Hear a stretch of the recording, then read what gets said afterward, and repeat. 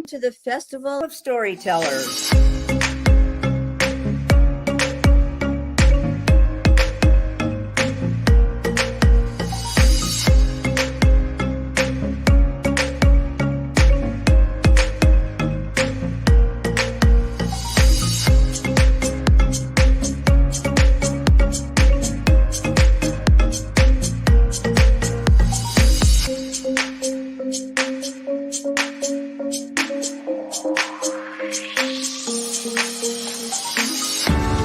I can't tell you how excited I am to be on right now.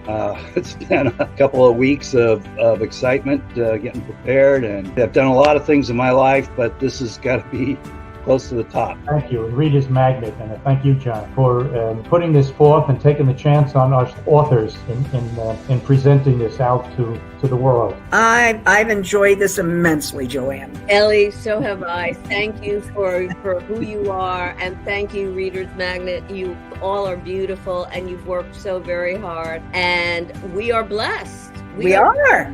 I thank everybody that's involved with this process, because we know writers need readers and writers need publishers. We thank Reader's Magnet and everybody that's involved. I love Reader's Magnet. They say, we share your stories with the world.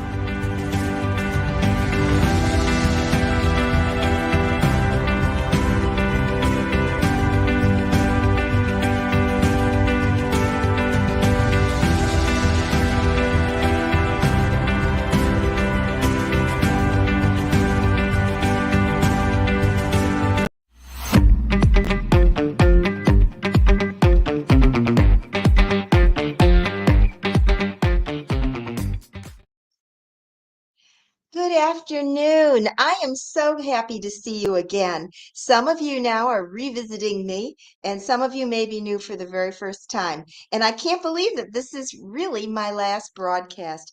I've so enjoyed all your comments, all of your questions. So I'm going to be addressing some of those today. First of all, for those of you who are new, I'm Margaret Krivchenia, and I am the author of Evermore, my first adult novel, which I'm going to talk about in detail today. And I'm also the author of the Four Cousins Mystery Series. And they're based on my four grandchildren. They are the characters, and there's 4 books in the series. The first is The Ghost of Canyon Camp, set in Yellowstone. The second is The Haunted Lighthouse. Sanibel Island is where this takes place, and I talked about this on Monday. And the third is The Secret of the Broken Marrow Mine, where we go back to Yellowstone. And, I love this book. I love all of them. But this is intriguing to me. And then the very fourth book, and the last one for right now, is called The Case of the Mysterious Mansion. And this takes place in Asheville, North Carolina. And it's a Christmas mystery. And again, the 4 cousins, who are my 4 grandchildren, are the stars of this book. Now, I'm going to talk to you a little later on about the 5th book in the series called The Quest for the Cat's Eye Ruby that I'm getting ready to send in for publication. But right now, I want to tell you a little bit about myself briefly, because I've done this every time. I grew up in Michigan, and my career path has taken me from being a voice major to being a teacher of English literature. And then I got my degree in counseling from the University of Michigan, and I was a counselor for 24 years here in Florida. I now live in Florida, and I am in the Tampa Bay area, and I'm blessed. My husband and I have our family around us. We have our 2 sons, daughter-in-laws, and our 4 grandchildren. We have 2 boys and 2 girls as grandchildren, and they are the stars of the Four Cousins Mystery Series. There's Kate and Emma, the 2 sisters, who are the children of my oldest son, and there is Harrison and Parker, the 2 boys, who are the sons of our youngest son. So they are wonderful, and they are the inspiration for the Four Cousins Mystery Series. And actually, they're the ones who launched me into being an author. I started out when they were very little. As I retired from my vocation as a counselor, I started with my grandchildren, who were very little at the time. They were sleeping over, and I would tell them stories. pretty soon I started writing the stories down. And I've told you in the past, I would put these stories into scrapbooks, I would illustrate them, and I would give it to my grandchildren for holidays or birthdays, and they loved it. So that led me into thinking about, well, let's start a mystery series with the four cousins. And I started out with, and I decided to title it the Four Cousins Mystery Series. The very first book I told you was The Ghost of Canyon Camp. And this is set in Yellowstone. My husband and I have been to that area 4 times. We absolutely love it. It's an inspiration to us. And last summer had the joy of taking our grandsons there, and we absolutely loved it. So this is the setting of it.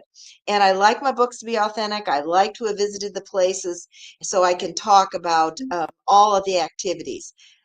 Horseback riding is part of this. My husband and I like to go horseback riding when we travel. So it's lots of fun. So they were the inspiration for these books. And then that evolved after the 4 books. It was on my heart that I really, really wanted to write an adult novel. And I had been thinking about telling the story of my mom and dad, my grandparents, and that's what the setting is for Evermore.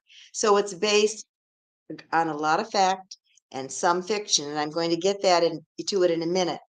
I've been reading all of your comments and I've been reading all of your questions, and I love them. And so I'm going to address some of them today. But before I do that, I want to get into the scene of Evermore. This book takes place, it starts in the 1930s, goes all the way up to the new millennium. So I thought, well, let's see. When I wore orange for Halloween, and I thought, then we would do the secret of the Broken Arrow Mine, and I put on my Western gear, my Western hat, and I said, pull up your cowboy boots. And then yesterday it was Christmas time because we talked about the case of the mysterious mansion, and I dressed in my Santa hat and my Christmas sweater. So today I thought, okay, what can I do now for Evermore? Evermore is set in starts out in the 1930s, and I don't know if any of you remember, but I researched what they wore and I researched songs and everything else, cars. And if you remember, hats were a big thing for women. I can remember growing up, and every Easter Sunday, my mom would say, okay, we've got to get a new hat. And so hats, gloves, all of this were really big at that period of time, 30s, 40s, 50s. And we look forward to that. So I decided, well, I'm just going to put on, my little hat today. I've got my hat, and we're going to pretend that we are going back to that period of time. Now, Evermore. I love this book. I absolutely love it. It is a romance, it is a mystery. And while I talk about this, I'm going to address some of the questions you have. First of all, one question was, did you have the mystery first or the romance? I started out, it was a romance at first. And then as I was writing it, I thought, there's a mystery in here that I can put in. So I put in a mystery, and I absolutely, absolutely love the mystery part of it. Someone else said to me about, do you put clues? What I did in this is I was so surprised by some people, a lot of people who have read this, because the book club that I just went to did this book, and they were shocked at the ending. It was a big surprise, and I thought, so I reminded them, I did put clues in here leading to the end. And sometimes I do that. It'll be words, it'll be repeated phrases. And if they pick up on it, they can, without reading the last chapter, because someone did that first, it'll lead them to the solution to this. So also with a cover, I love this cover. How it works out when I'm publishing, they'll ask me, what do you want your cover to look like? That's almost one of the very first things they do. And I said, well, I have 3 main characters in this book to begin with. I have Lisbeth, who's my mother. I have Ian, who is her first deep, enduring love. And I have my father, Joseph, in here, who best saves my mom. And then later on, Mariana comes in, the 4th character, who is taken after me. I tell a little bit about my childhood in here. So I looked at this and I thought, okay, I would like to have a chapel, a church in the middle, because that's where they all met. I'd like to have a bride and groom maybe in the upper corner, because that would be my mom and dad. And in the bottom, I wanted to have a handsome young man on horseback, because that was my mother's very first love. So I didn't know exactly how they would do this, but they came up with this, and I looked at it. And many times when I have a book that they give me, because this is the fifth book I've published, I will look at the cover and I'll say, okay, I'd like this changed a little bit. I'm not crazy about it, and so they go ahead and they do that. I always have an idea for my cover, but I've never completely just designed a cover. And if you're artistic and you can do this, by all means, it would be a wonderful thing to do. But they sent me this cover, and I immediately loved it. It's a bride and groom. There is a priest up here folding his hands, because that will be Father Ian in the very beginning. In the middle, and you can't see it back there, but there is a chapel, and then there's a horseback rider. There's a woman on a horse, because my mother rode in this, and it was very, very important. So I love the cover, and I went with it immediately. I mean, usually I don't do that, but I did. I loved this, and I love the romantic feel to it. It is in shades of cream and pink, and it has that romantic feel that I wanted it to have, as well as if you look at the font, the type of Evermore, I wanted to be a very graceful, because it was a romantic mystery book that went back for quite some period of time. The back of the book also has the summary of it. I'll read some of that to you in a moment. It also has the bride and groom in the background. So I love this cover, and I was very happy with it. Now, this is the fifth book. And so somebody said to me, what happens if you have a bad review, a negative review? Well, honestly, I haven't seen a negative review yet. Maybe they're out there, but I haven't seen them. So I can tell you what my reaction would be, because I am very sensitive. These are my books. These are like my babies. So after I picked myself up off the puddle of tears on the floor and I took a look at the review again, I'd say, well, let me see if I can learn something from it. But hopefully it could be a teaching review. I do ask questions and opinions of my readers, and I'll say, so tell me, what'd you think of it? Uh, can I improve it? Tell me about this. And so some of them have offered some really good suggestions that I've carried over into my next book. One of them was start out with more action right away. So I did that. I tried to do that, because I tend to like details, which if I could put in Evermore. An adult book, you can do that. In a children's book, these are 8 to 12. Case of Mysterious Mansion, you need to start out. Now, with the Case of Mysterious Mansion, I started out with a prologue. I also have an epilogue. I didn't do that in the very first book. I did not have a prologue. I did have an epilogue. But from then on, in my four cousins, always had a prologue and epilogue. So someone says, do you have a quirk in writing? I don't know. Maybe that's one of them. I haven't thought about it, but it's a pattern that I have been following. So how do I write the book? Well, first of all, one of you asked me, do you just come up with an idea and immediately start typing? Well, for the first book, The Ghost of Canyon Camp, it was on my heart that I wanted to write the book. And so I started out with the idea, and I sat down, and I actually, in all my books, I do like a blueprint. I have the characters, I have the setting, and then the time frame, which is today, modern day in the Four Cousins. In Evermore, it went from the 1930s to the new millennium. So I had that.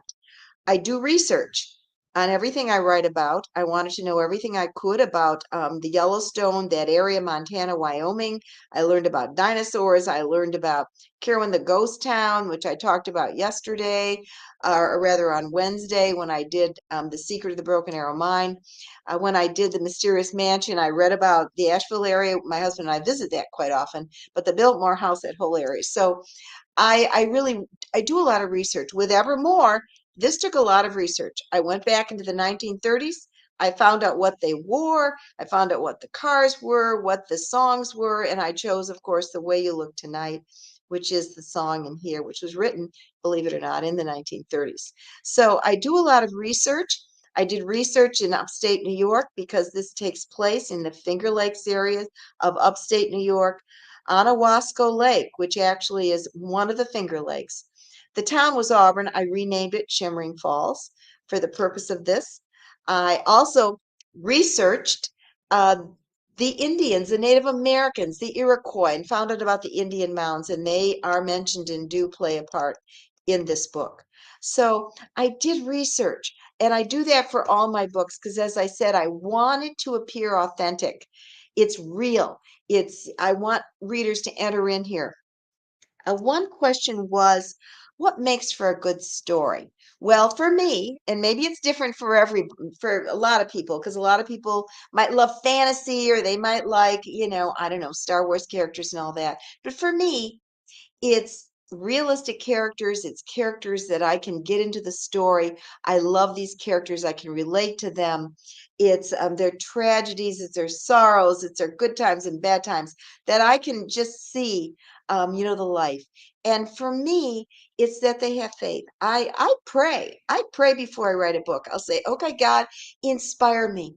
What can I say that will move readers? And so that's part of it for me. It is inspiration. And so to me, I like the action in there as well as character development, which I went for with Evermore. I like a great ending. I like to bring everything together. And that's what I do in all of my books, whether they be children's books or adult books. I want it all to come full circle and there to be a wonderful resolution. And that happens often in my epilogue.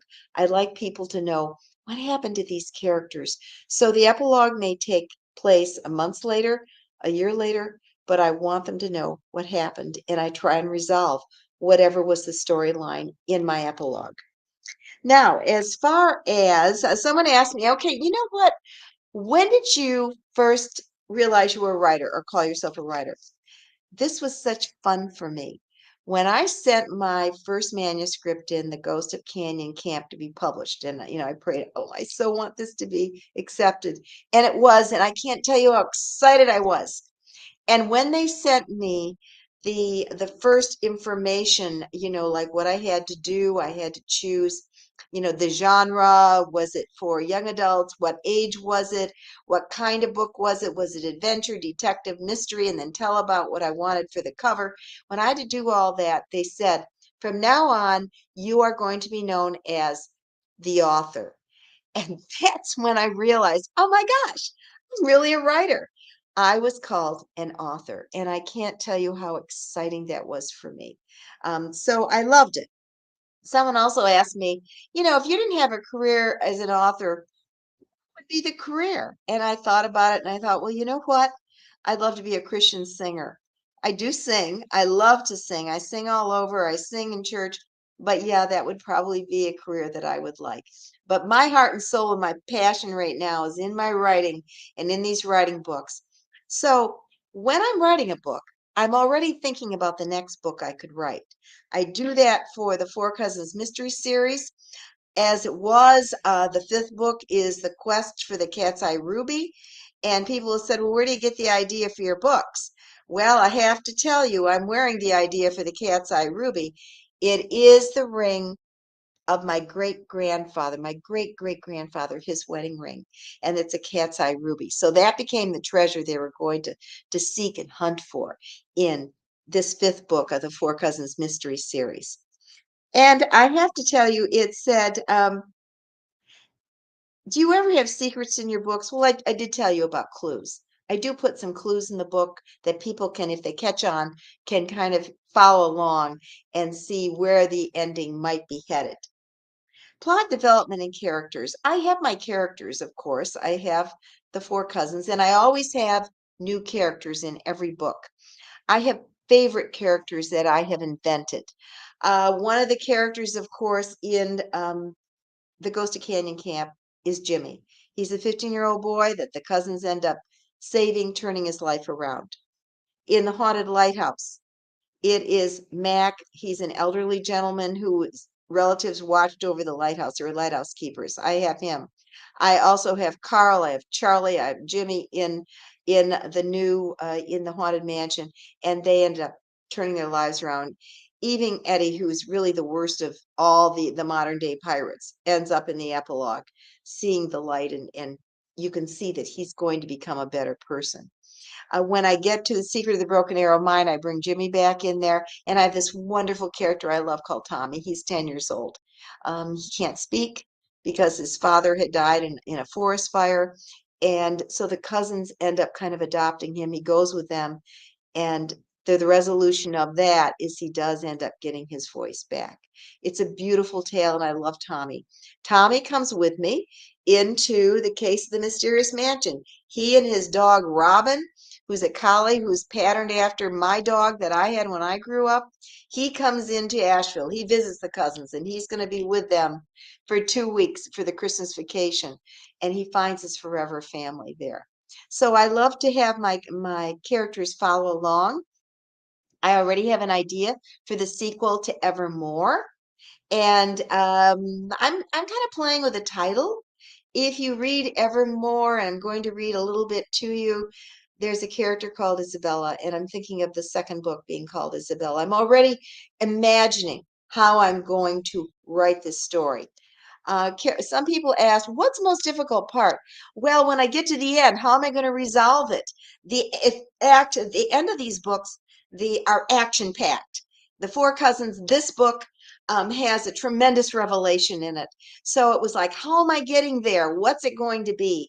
And I have to really sit and think about that. And the fun part, and it was also funny with Evermore, I developed so many characters. I wrote it over a 10-month period of time that I forgot. I had to go back and I had to look at my family tree and remember how old these people were, because I wanted them all to have children. And so for Isabella to be the great granddaughter of Lisbeth, I had to go back and figure out how old each character was, so it would be it would be actually realistic, the time frame. So that was hard too, was going back over this family tree and remembering all my characters. What was their name? What did they do? What did I say? So I read this book at least 10 times during editing, which is a huge process that you go through. But it's a wonderful adventure for me. I live in my books while I'm writing them. All night long, when I'm writing, when I'm walking, when I'm driving, I'm living in these books. I'm these characters. I'm hearing what they're saying. I'm seeing their adventures, and I'm loving every minute of it. So this is something that is very dear to me. And so, just looking at some of your other questions, I love to travel. I would say that the Four Cousins, when I write these books, it probably takes me maybe 4 months to do that. And so I just want to go back now into Evermore, and I want to read you a little bit. I was inspired to write a little paragraph at the very beginning of this book, and I'm going to read it to you. I said, memories are like tears. Some come unbidden from a deep well of joy and laughter, triggered by an event that touches our hearts. Others flow freely from profound sorrow, either in the present or from the past. Both lie dormant until they are called forth, often unstoppable and sudden, into our conscious reality, where the mind meets the heart. They are part of our humanity when we feel the breath of God touching us in our spirit, forevermore. The title for my novel, Evermore, came from a song I heard called Evermore. I listened to the words and they touched my heart, and I thought, this is the title I want for my book. I'm going to read you a little bit from the very back of the story. Evermore tells the sweeping tale of the mayor and Sharples family and how their lives intertwine through love, joys, sorrows, and tragedies. The setting is the Finger Lakes region of upstate New York and spans the decades from the 1930s to the beginning of the new millennium. Beautiful and vibrant 15-year-old Lisbeth's encounter with the dashing 17-year-old Ian Sharples sets off a series of events that will change the course of their lives forever. As the story unfolds, it engulfs not only Lisbeth and Ian, but also Joseph, a towering figure of enduring love and courage. These are the first three pivotal characters in this saga. William and Marianne, Lisbeth's parents, Ryan and Maureen, Ian's parents, Meg, Ian's sister, Lita, Lisbeth's best friend, and her parents, Jack and Lita, will all enter the tempestuous storm.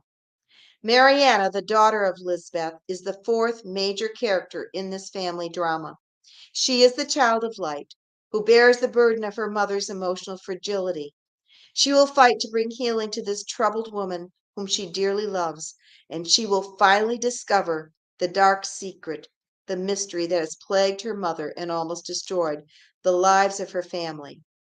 Evermore is the story of the power of love that brings salvation and redemption and God's healing grace as He walks with us through our suffering, holds us in our sorrows, and brings us ultimately into His heart of peace. So, this is the story of Evermore. And in the very beginning, it starts out with the prologue, and I'm going to read part of that to you. A solitary figure was reverently clearing away the newly fallen gold, orange, and crimson leaves that covered the weathered marble gravestone in the small cemetery behind St. Anthony's Church. It was late October, and winter had come early to the Finger Lakes region in upstate New York. The falling leaves on the maple and oak trees were becoming a cascading waterfall of vibrant colors, and the winds of autumn tore them from their summer branches and hurled them to the grass-covered earth below. It was Father Ian's daily task to clear the multicolored carpet from the beloved grave surrounded by towering trees that stood like sentinels guarding the eternal sleep of those who silently rested there. On close observation, it was quite clear that the priest was working so diligently was elderly. Yet he seemed to have the energy and vitality of someone many years younger. Father Ian rested for a moment against the rake he had placed firmly in the ground and regarded the name carved on the cleaned gravestone, Elizabeth Ann Mayer Aubin. Her date of death was 1 year prior at the age of 80. He had reached the exalted age of 83 just last March. Father Ian stood erect and tall. He was 6 feet in height and still gave the glimmer of the handsome man he must have been in his youth. His hair was snow white for the most part, with just a few strands of black here and there. His eyes were the piercing azure blue they had always been. Even in his humble, thick brown woolen cassock, he was an arresting sight. He had returned to the little village of Shimmering Falls on the shores of Owasco Lake 3 years ago. He had worked well past the normal retirement age of 70, choosing to stay in the mission fields of the Texas-Mexican border. He had run a home for children, lucky enough to escape from the murderous cartels of their homeland. Father Ian blessed himself in gratitude for the Lord's goodness and generosity as he sighed deeply. He so missed the children and the ministry that had become his life's work and salvation. However, 5 years ago, he had heard the inner voice calling to him to come home. It was time to face his past and to offer solace to the woman who lay peacefully at his feet. It had taken 2 years to get his affairs in order to leave the casa. But he had said farewell amid tears, hugs, and kisses, surrounded by the children he considered his own sons and daughters. But now God had other plans for him. So he had left the noise, chaos, laughter, and 15-hour days for the peace and tranquility of the small parish of St. Anthony's. He had helped the pastor shepherd his flock, and he lived in a small cottage adjacent to the cemetery. It was a quiet life, but the laughter of children still filled his days. In fact, he heard the soft footsteps of one such child hurrying his way. Of course, Isabella would be appalled at the thought that she was considered a child in his eyes. After all, she would be 15 in exactly 1 month. The penetrating azure eyes sparkled as they regarded the beautiful auburn-haired young woman almost skipping down the cobblestone path toward him.